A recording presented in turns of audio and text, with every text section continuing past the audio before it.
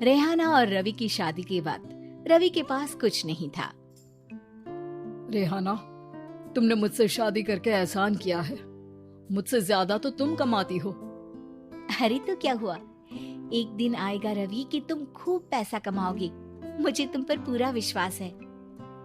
रवि और रेहाना खुद को स्टैंड करने के लिए पूरी मेहनत करते। रेहाना, मैं नौकरी नहीं करना चाहता हूँ।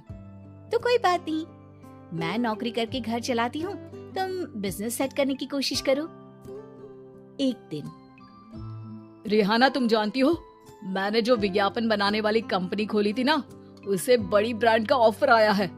अब हम लोगों के दिन प्यारे न्यारे हो गए हैं। मैं जानती थी रवि कि एक दिन तुम सेटल हो जाओगे। रवि का काम अच्छा चल जाता है। एक दिन वो रेहाना से कहता है, रेहाना, अब हम लोगों का बच्चा भी हो गया है। बहुत छोटा है वो, उसका ख्याल कैसे रखेंगे हम? कैसे क्या, मैं गांव से माँ को लेकर आ जाती हूँ। नौकरी से हाफ डे ले लिया करूंगी। अभी तो वो छोटा है, स्कूल जाने तक मैं मैनेज कर लूंगी। देखो रेहाना, मैं अब अच्छा कमा रहा हूँ। तुमको नौकरी करके परेशान होने की कोई जरूरत नहीं है। अरे कैसी बात कर रहे हैं, मैं अपनी लगी लगाई नौकरी कैसे छोड़ दूं?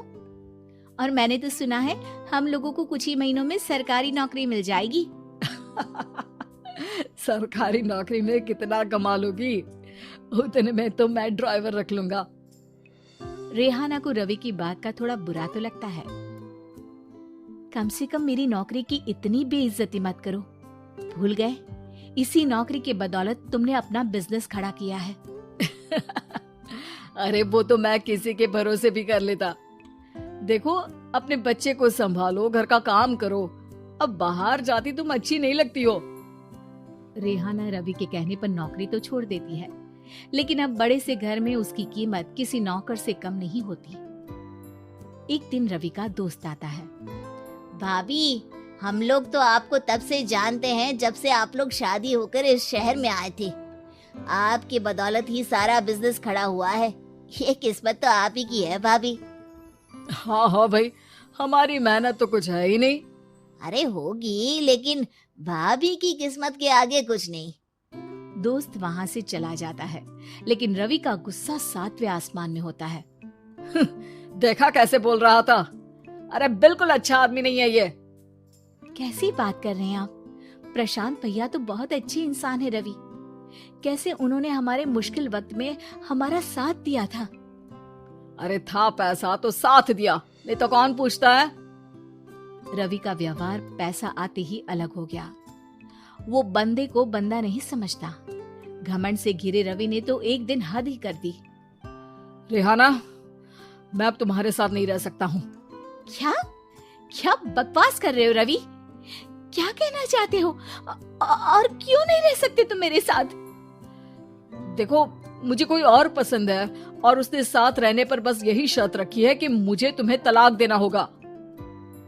रेहाना, जो कि एक स्वावलंबी महिला थी, उसने बिना देर किए रवि को कह दिया, कोई इश्यू नहीं, मुझे पैकिंग में 4 दिन का वक्त लगेगा, लेकिन तब तक मैं तुम्हारे साथ नहीं रहूंगी। 4 दिन के लिए तुम कहीं और शिफ्ट हो जाओ, मैं घर से निकलूंगी तो बता दूंगी। रवि घर छोड़कर चला जाता है। रेहाना को दुख होता है, वो रोती है, लेकिन व्यवहार से स्ट्रांग रेहाना को पति के वापस आने का और उसे सबक सिखाने का पूरा भरोसा था। फिर एक दिन, अरे शुशिका, कब शादी करोगी तुम मुझसे? यार मैंने तो सोचा था तुम शादी से पहले मुझे विदेश लेकर जाओगे, महंगी कार दिलाओगे। अरे सब दिला दूंगा, लेकिन पहले मुझसे शादी तो कर लो।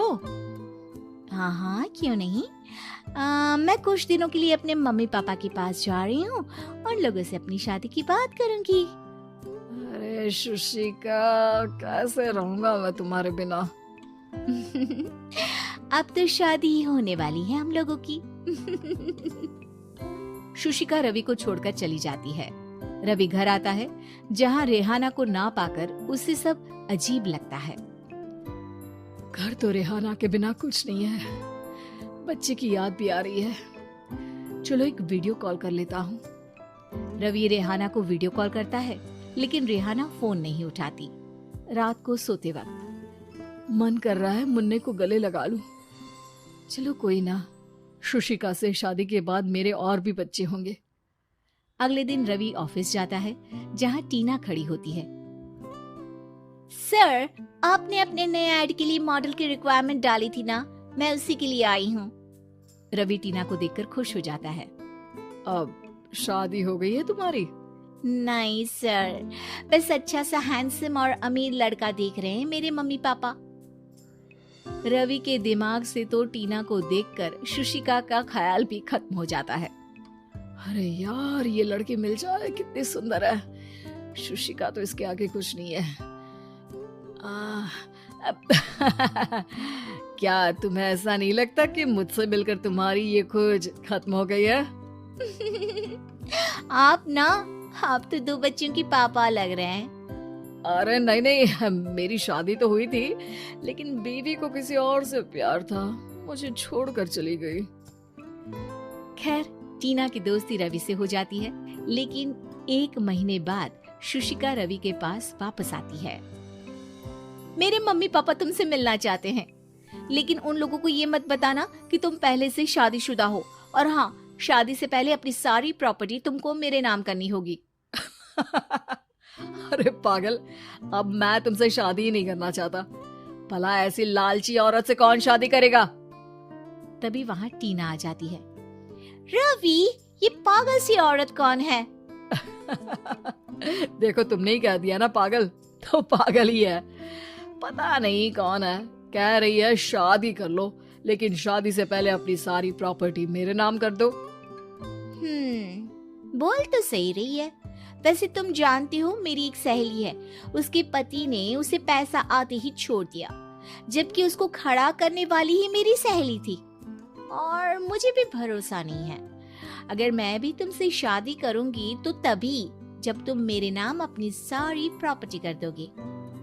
अरे हाँ, क्यों नहीं, बिल्कुल कर दूंगा। रवि और टीना की शादी की तारीख तय हो जाती है। वो अपनी सारी प्रॉपर्टी के कागज लेकर शादी वाली जगह पर पहुंचता है, लेकिन वहां टीना आती नहीं। रवि टीना को मैसेज करता है, कहाँ हो? सॉरी, मैं तुमसे शादी नहीं कर सकती, मुझे तुमसे भी ज्यादा पैसे वाला मिल गया। रवि को गुस्सा आ जाता है।